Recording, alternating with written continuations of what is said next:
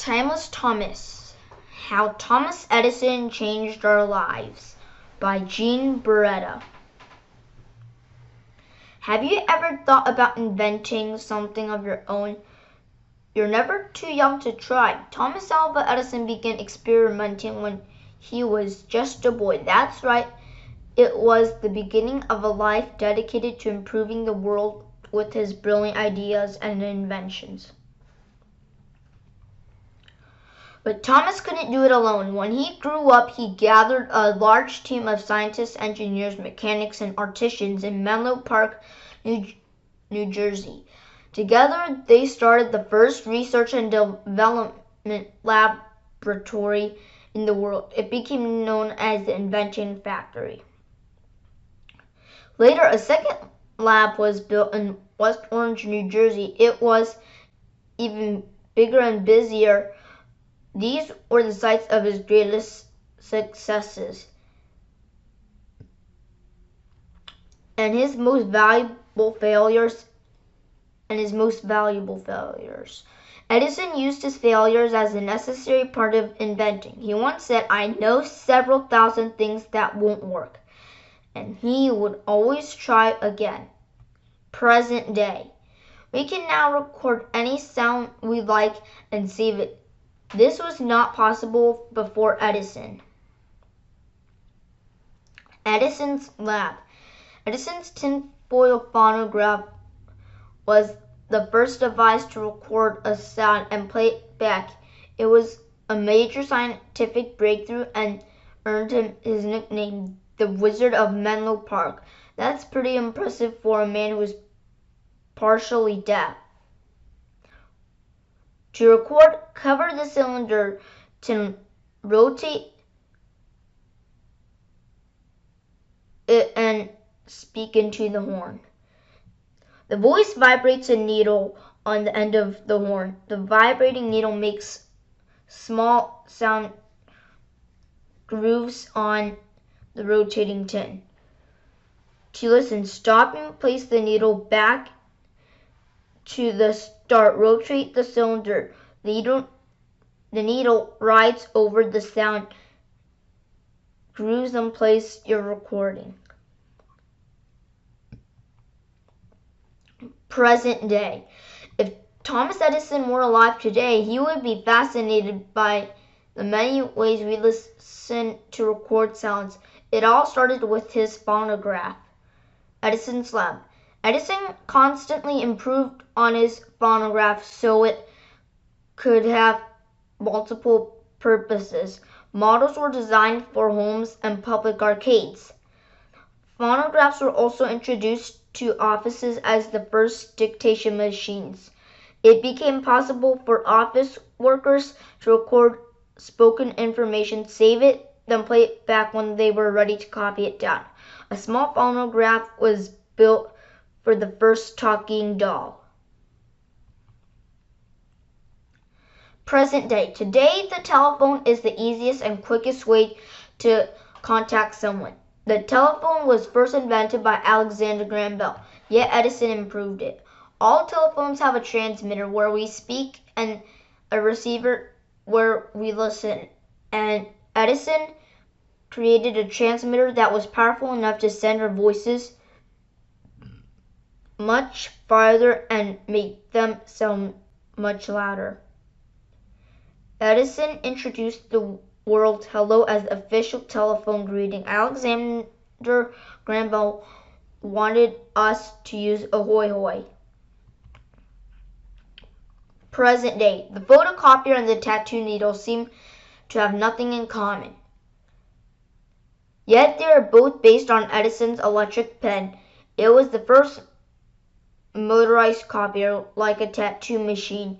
The electric pen contained a small needle inside that moved in and out while writing a message. The needle poked in holes in the paper to create a stencil. Ink was spread over the stencil to make copies.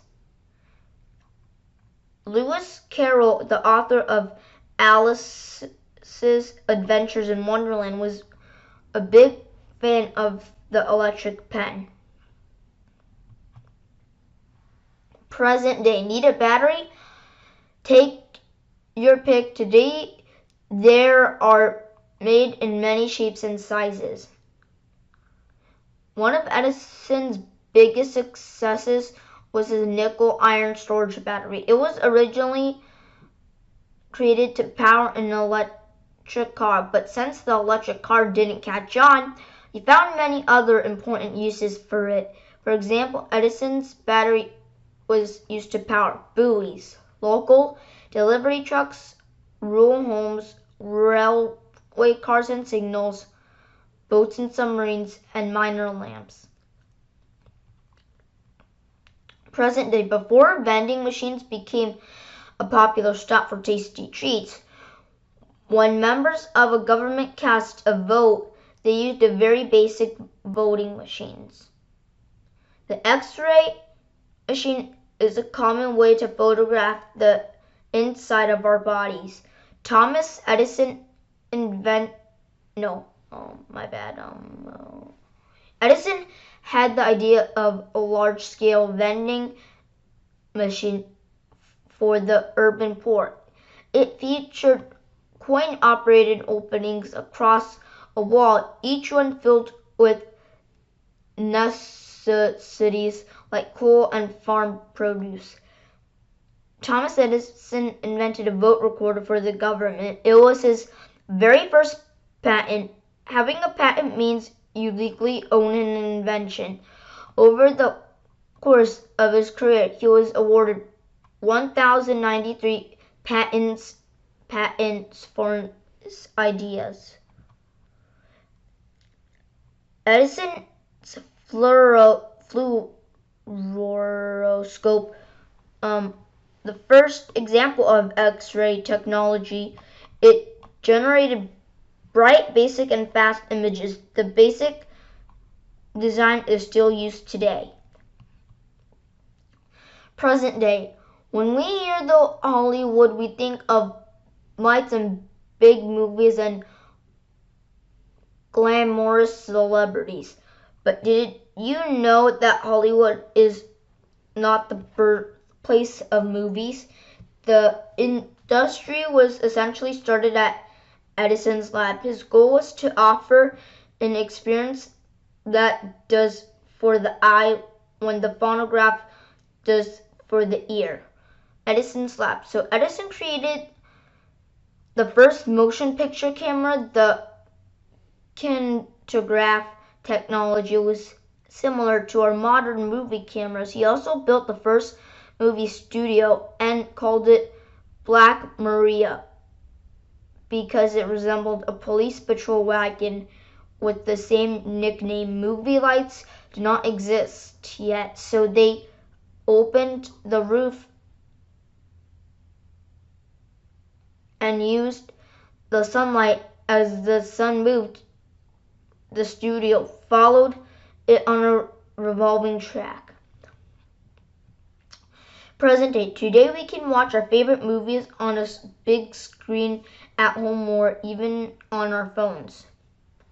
Edison's lab. The first movies were shown on Edison's kinetoscope, which did not project images onto the screen, but it was built for people viewing, one person watched at a time. Edison's kinetograph was the first projector, kinetophone, which did not project images onto a screen. It was built for a people viewing, one person watched at a time. Edison's kinetophone was used the first projector to show movies with synchronized sound. The projector was connected to a phonograph. It wasn't perfect, but it was the first.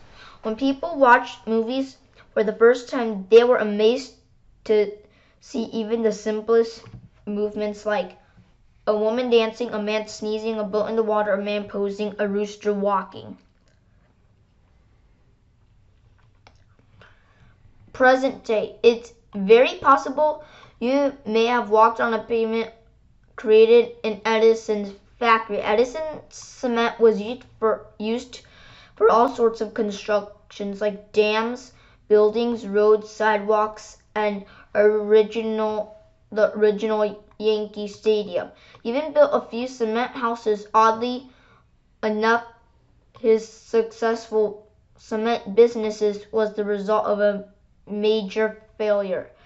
Edison originally built a special factory to remove iron ore from rocks, then used the ore to make iron briquettes for steel production. He and his team designed a remarkable machinery for the project: large crushing rollers, large contacting iron ore are crushed into a mixture of tiny iron pieces and rock waste. As the mixture drops into a container below, a magnet separates the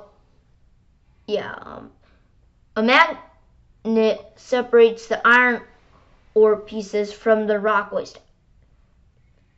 Magnet ore separator. Iron and rock waste, iron ore magnet.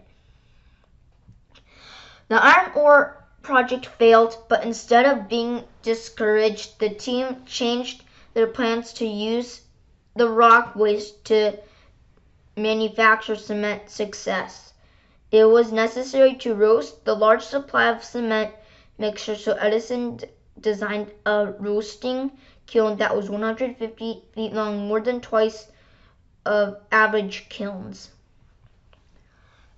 Present day, when you chat with your friend on a computer, you send electronic messages across wires and radio waves, just like the old telegraph machines did. Edison began working as a telegraph operator in his teens.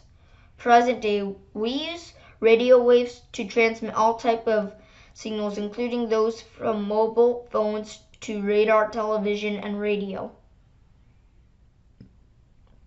Edison's lab. He eventually improved the telegraph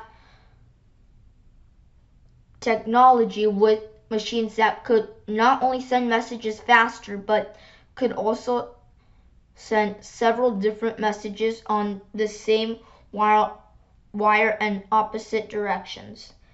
Edison's lab. Thomas Edison was among the first to discover the radio waves in the air.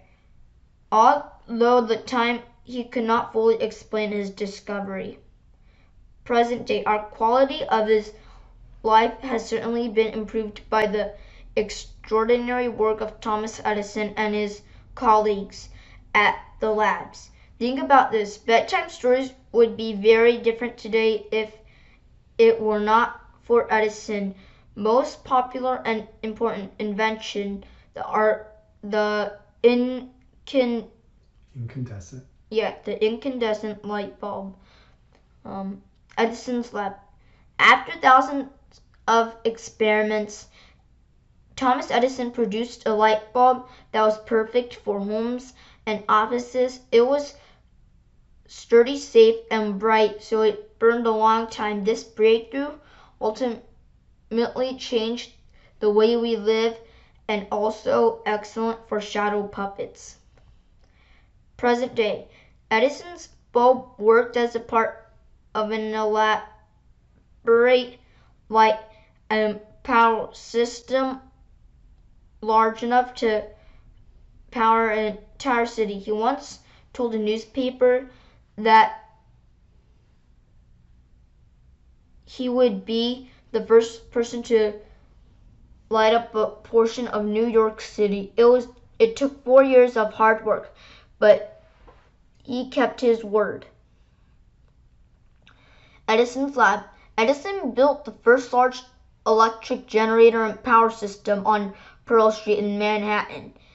The key feature was its ability to send electricity to many different locations. Once it became the model of the first present day. So, Every time you turn on a light, think of Thomas Edison and remember everything he gave us. 1896 fluoroscope, 1891 kinetoscope, 1891 kinetograph, 1890 arcade phonograph, 1888 wax cylinder phonograph, 1882 power station, 1880 ore separator, 1879 incandescent light bulb, 1877 tinfoil phonograph, 1877 telephone transmitter, 1875 electric pen,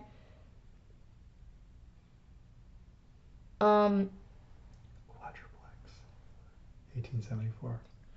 1874, 74 quadruplex telegraph, 1896 vote recorder, and 19 large kiln, 1903 cement production, 1910 alkaline battery, 1913 kinetophone, 1918 Ediphone. The end.